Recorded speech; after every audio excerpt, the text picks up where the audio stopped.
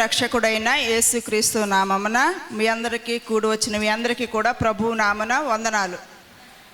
వందనాలు. వినబడాలి, కనబడాలి. వినబడాలి, కనబడాలి. దేవుని స్తోత్రం. హల్లెలూయా. మరి ఇక్కడ ఉన్నటువంటి పునాదిని చూసినప్పుడు చాలా స్ట్రాంగ్గా కనిపిస్తూ ఉంది. తల్లిదండ్రులు పెంపకంలో కూడా బిడ్డలు ఆ విధంగా ఉండడానికి మనము ఆలోచించుకోవచ్చు. రెండవది, ఇక్కడ ఉన్నటువంటి విశ్వాసులందరూ కూడా బెరియలోని విశ్వాసుల వలె దేవుని వాక్యం బోధించేటప్పుడు అలా ఉన్నదా లేదా అని పరీక్షించారట. ఆ విధంగా మీరందరూ కూడా చక్కగా కూర్చుని రాసుకోవటము ఇవన్నీ చూసినప్పుడు చాలా సంతోషము, ఆనందంగా ఉంది. మూడవది ఏంటంటే, ప్రతి దగ్గర మేము చేసిన ప్రతి దగ్గర కూడా ఇక్కడ ఇవి కార్యక్రమమే కాదు, ఒక క్రైస్తవ కార్యక్రమం ఏది చేసినప్పటికీ కూడా భోజనం చేసిన తర్వాత ఎవరు కనిపించరు, సగానికి సగం మంది వెళ్ళిపోతారు. కానీ మీలో ఉన్న ఆసక్తి మిమ్మల్ని ఇక్కడ కట్టేసిందనమాట. అందుని బట్టే దేవుని స్తుతిస్తూ ఉన్నాను. ఈ సమయంలో మరి నాకు ఇచ్చినటువంటి సమయం బహు తక్కువ, సమయం కొంచెమే ఉన్నది కాబట్టి మనం దాన్ని సద్వినియోగం చేసుకోవడం ఎంతైనా అవసరం. దేవుని పరిశుద్ధ నామాన్ని బట్టి మరి నేను సరుబుజ్జిలి మండలంలో పరిచర్య చేస్తూ ఉన్నాము. నేను ఈ జిల్లా వచ్చి దగ్గర 28 సంవత్సరములు అవుతుంది. ఈ 28 సంవత్సరాలు కూడా మా సరుబుజ్జిల మండలానికి మాత్రమే నేను పరిమితం అయ్యాను. దేవుని స్తోత్రం.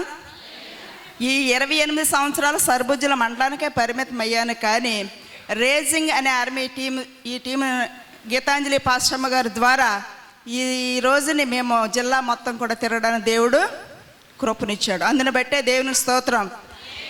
ఈ విధంగా ఎందుకు మేము జాయిన్ అయ్యామంటే, ఇది ఆమె దర్శనం, ఇది మా దర్శనం కాదు. ఆమె దర్శనంలో మమ్మల్ని కూడా పాలిభాగస్తులుగా దేవుడు వాడుకుంటూ ఉన్నాడు అనమాట. మీకు ఒక లేఖనం చూపించిన తర్వాత నేను ఆ 2 మాటలు చెప్పి నేను ముగిస్తాను.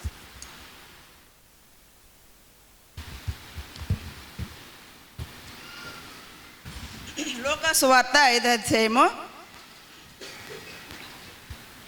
లూకా సువార్త 5వ అధ్యాయము 1 నుంచి 11 వచనాల్లో మనం కొన్ని మాటలు చూస్తుంటాం అన్నమాట.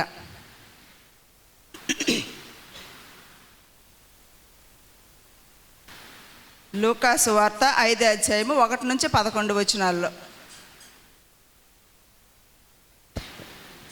జన సమూహమును దేవుని వాక్యం వినుచు ఆయన మీద పడుచుండగా ఆయన గిన్నెస్ అనేతు సరస్సు తీరమున నిలిచి ఆ సరస్సు తీరమునున్న 2 దోణెలను చూచెను. జాలర్లు వాటిలో నుండి దిగి తమ వలలు కడుగుచుండిరి.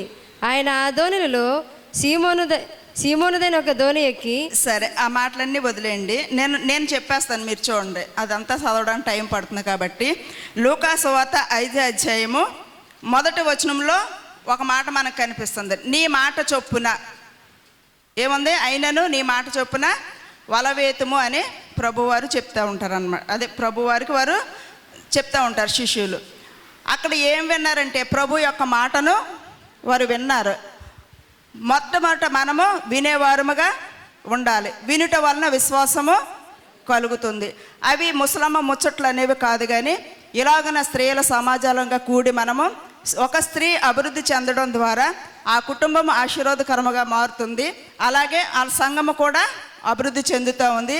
అనేక మందిని మనము ప్రభు చెంతకు నడిపించే వారముగా కూడా నిలబడగలమన్నమాట. కాబట్టి ఇక్కడ అంటున్నాడు, మొదట నీ మాట చొప్పున జరిగిస్తాను, నీ మాట చొప్పున నేను చేస్తాను. ప్రభు మాట, మనం వాక్యం ఎన్నోసార్లు వింటూ ఉంటాం. నిన్నటి నుంచి ఎన్నో వాక్యాలు మనము వింటూ ఉన్నాము. నిజం చెప్పాలంటే ఒక క్రైస్తవులుగా ఎలా ఉంటుందంటే, ఒక తామరాకు నీటిలోనే ఉంటుంది, తామరాకు నీటిలోనే ఉంటుంది, కానీ తామరాకు మీదకి నీళ్లు రావు. మనం కూడా ఎన్నో వాక్యాలు వింటాం, కానీ మన మనసులో ఒక వాక్యం కూడా నిలబడదు. ఎందుకనంటే దానికి ఇంకో సాదృశ్యం ఏంటంటే, బాతు తెలుసు కదా మీకు?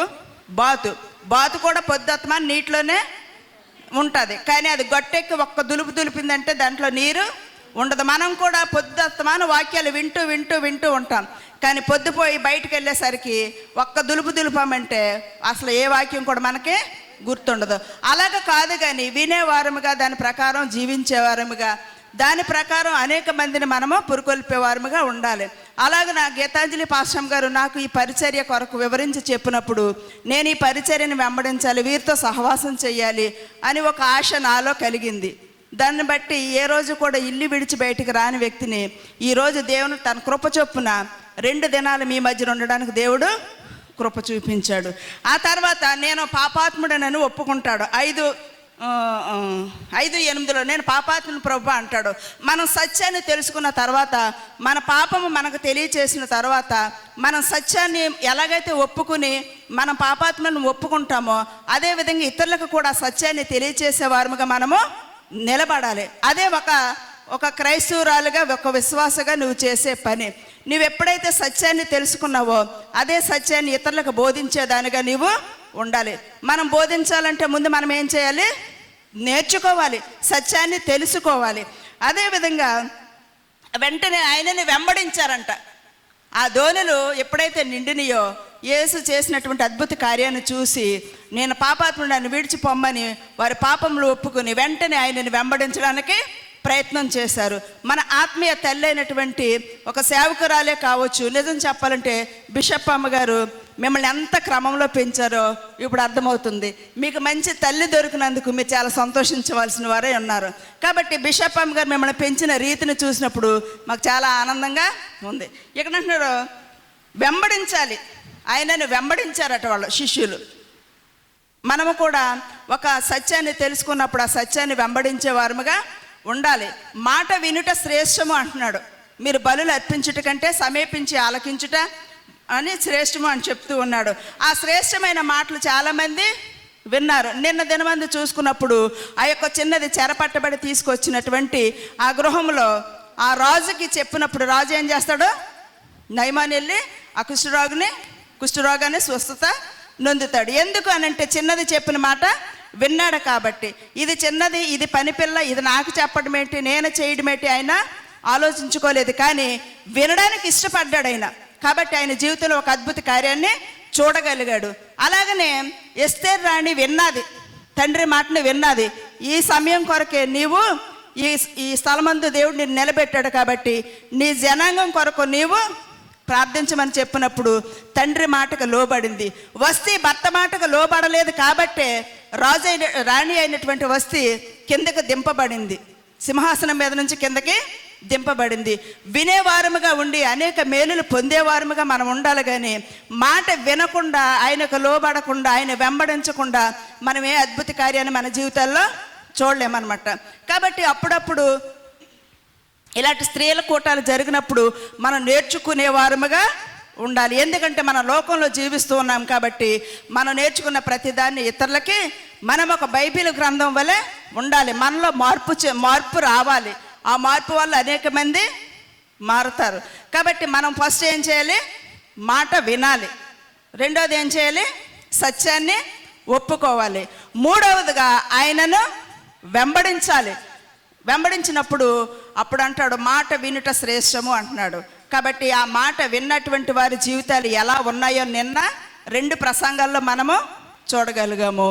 ఇంకా ఈ దినము కూడా మరొక ప్రసంగం ఉన్నది కాబట్టి మరి చూస్తూ ఉంటాం. మాట విననటువంటి వారు ఎలా చెడిపోయారో, ఎలా శాపగ్రస్తమైన స్థలాల్లో ఉన్నారో అది కూడా మనము చూస్తూ ఉన్నాం అన్నమాట.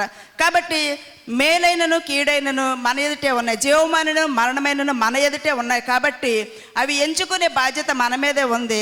రక్షింపబడిన మనమందరము కూడా ఆయనకు లోబడాలి, ఆయన మాట వినాలి, ఆయన వెంబడించాలి, ఆయన కొరకు ప్రకటించే స్త్రీలుగా సమూహముగా మనం నిలబడాలి. ఈ యొక్క రేజింగ్ అనే ఆర్మీ సైన్యం, ఇది టీము కాదు కానీ ఇది ఒక సైన్యంగా మేము ఏర్పడి ఉన్నాం. కాబట్టి ఈ సైన్యంలో మీరు కూడా వెంబడించాలి, పాల్గొనాలి. మేము కూడా దీన్ని వెంబడిస్తామని ఆశపడినటువంటి వారు మీ ధనాన్ని, ధాన్యాన్ని మేము ఇవ్వమని అడగట్లేదు. కానీ ఈ సైన్యం కొరకు ప్రార్థించేవారుగా మాత్రం మీరు ఉండొచ్చు. ఎందుకనంటే ఈ యొక్క స్త్రీల కూడికని ప్రకటించిన నాటి నుంచి కూడా మేము మా సంఘంలో ప్రార్థిస్తూ ఉన్నాం, ప్రయత్నం చేస్తూ ఉన్నాం. కానీ మన జీవితంలో ఇచ్చట కంటే ముందు ప్రార్థించట్లో ఉన్నటువంటి మేళ్ళు మనము పొందుకుంటాం అన్నమాట. అలాంటి మేళ్ళు, దీవెనలు, ఆశీర్వాదాలు మనం పొందుకోవాలంటే ప్రతి కార్యక్రమం కొరకు మీరు ప్రార్థించాలి. ఈ పరిగెట్టే పరుగు పందెంలో మీరు కూడా ఒక వ్యక్తిలా ఉపయోగపడాలి. యుద్ధం చేస్తున్నటువంటి వాడి ప్రయోజనం ఎంతో, యుద్ధ సామానం మోసిన వాడు ప్రయోజనం కూడా అంతే.